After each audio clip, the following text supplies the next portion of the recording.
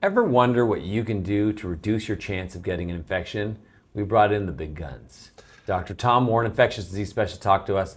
Welcome to Talking with Docs. I'm Dr. Brad Weening. I'm Dr. Paul Zalza. We're going to hear it from an expert, what he does in his own life to minimize the chance of getting infected. And I think you'll be surprised at one of them. It works for him, so it's going to work for us too. Okay, so Tom, it's obviously a huge problem. Infections are everywhere, viruses, bacteria, but there are some common strategies that the average person can employ in their everyday life to reduce the risk. We do some of them in the hospital here. Let's start with your number one. If you're going to do nothing else, do this to reduce your risk of an infection.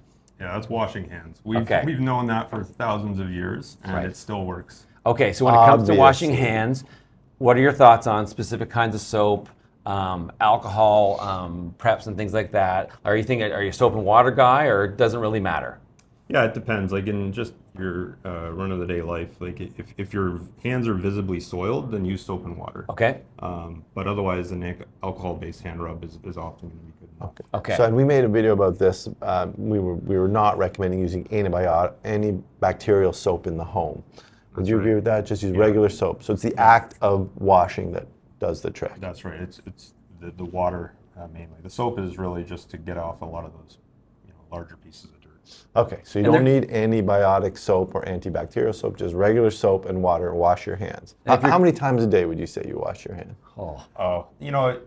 I think if I'm doing something dirty, like out doing yard work, when I come in, I'll wash my hands, and then certainly before I eat. Okay. That's the most important time. Yeah, when your hands are going to be in your mouth. Exactly. Yeah. And handling food, like before I handle food, whether it's preparing or eating. Right. Okay, Lady Macbeth, we've got hand washing as number one. And if you're a kid, particularly like a younger boy, it means your hands actually have to get wet. They have to be all wet, and you actually have to use the soap to the point where you need to use a towel afterwards. Because I think boys are notorious for, I wash my hands. You're like, how come your hands are dry? Yeah. Okay. Okay, so that's number one, wash your hands. That's an easy one. That is okay. Number two, I don't share food with my family members. I'll go out for ice cream, and my girls will ask me, can I try yours? And I'm like, no, I don't. Is that because you they have colds all the time, and I don't. That's so awesome. That's mean. Yeah. All right. But that makes sense. So for the average year, so the reason that you don't want to do that is because then their saliva is on your spoon that's then going to go into your mouth. What if they said, well, hey, Dad, I'm going to get a new spoon. I'm not going to put it back in your ice cream. Or do you still stick with it? No. If they get a new spoon, go for it. Okay. But, yeah. But only one dip. One double dip with that. That's right. No double dipping. The rest is yours. That's right. You double dipped. You put your whole face in the dip, George. That's such a great. You dipped the chip, you took a bite, and you dipped again. All right. Okay. So now we said wash the hands, don't share the food, or if you do it in a very specific protocol. What's number three? So for me, I take vitamin D supplementation.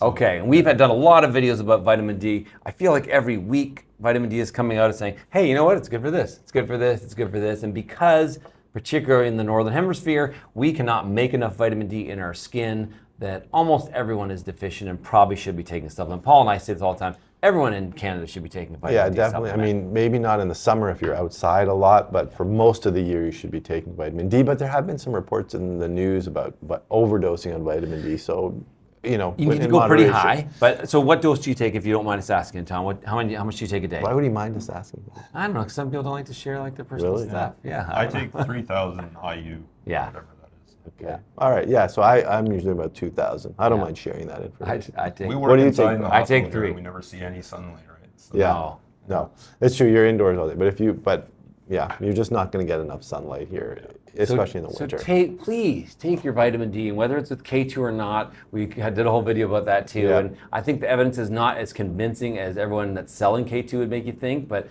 it's worth considering. It probably doesn't have much of a downside for you. So take vitamin D. On a kind of star or like an extra note, what are your thoughts on handling animal products in the kitchen?